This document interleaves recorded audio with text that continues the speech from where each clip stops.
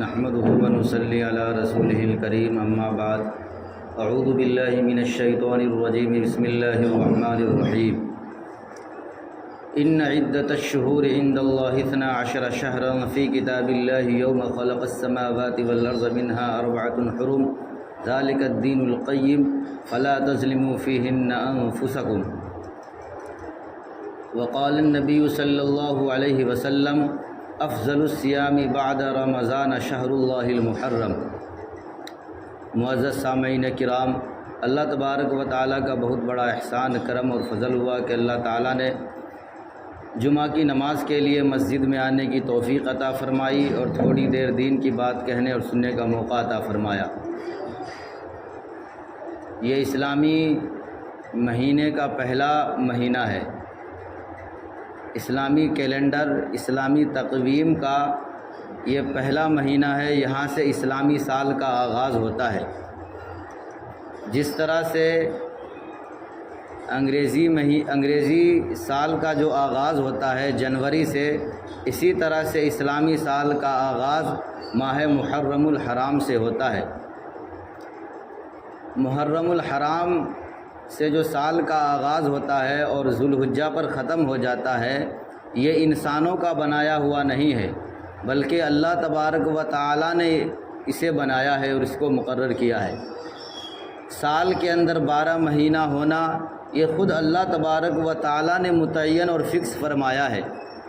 قرآن کریم کی آیت اس پر دال ہے، ان عدت الشہور عند اللہ 12 شہرا، کہ مہینوں کی تعداد اللہ تبارک و تعالیٰ کے نزدیک 12 مہینے ہیں۔ منہا 4 حرم، ان میں سے 4 مہینے حرمت والے ہیں، یعنی 4 مہینے ایسے ہیں جس کی عظمت، تقدس اور بڑائی اللہ تبارک و تعالیٰ نے بتلائی ہے۔ منہا 4 حرم ذالک الدین القیم، اور یہی سیدھا دین ہے۔ میرے محترم، محرم الحرام کو 4 حرمت والے مہینے میں شمار کیا جاتا ہے۔ اس 4 مہینے کی حرمت اور عظمت اسلام کے آنے سے پہلے بھی زمانہ جاہلیت میں لوگ کیا کرتے تھے۔ مشرکین مکہ بھی ان 4 مہینوں کے اندر جنگ و جدال، لوٹ گھسوٹ جو ان کا خاص شیوا تھا، بلکہ زندگی گزارنے کا یہ ایک طریقہ تھا ان لوگوں کا کہ اگر کوئی قافلہ جا رہا ہے تو ان کو لوٹ لیا کرتے تھے، طاقتور جو ہے کمزوروں پر ظلم کیا کرتے تھے، دوسرے کی بکریوں کو، ریوڑ کو ہکا کر کے لے جانا، دوسرے کے جانوروں کو ہکا کر لے جانا اور دوسرے کے زمین اور جائیداد پر ناجائز طریقے سے قبضہ کر کے اور اپنی زندگی گزارنا، یہ کفار مشرکین کا شیوا تھا، اور یہی ان کے کھانے پینے کا اور زندگی گزارنے کا بھی طریقہ تھا۔ لیکن ایسے جری قسم کے لوگ جب یہ حرمت والے مہینے، یعنی 4 مہینہ جو حرمت والا ہے، محرم اور اس کے بعد ذی القعدہ، ذی الحجہ، محرم اور ایک رجب، یہ 4 ایسے مہینے ہیں جس کی تقدس، عظمت اور بڑائی اللہ تبارک و تعالیٰ نے بیان فرمائی ہے،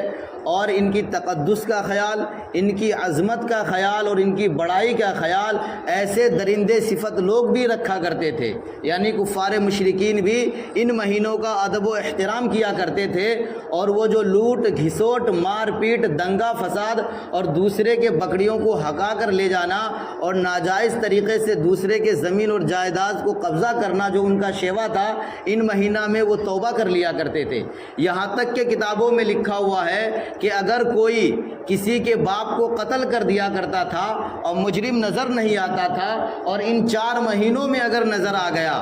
تو وہ شخص اس کو بھی چھوڑ دیا کرتا تھا،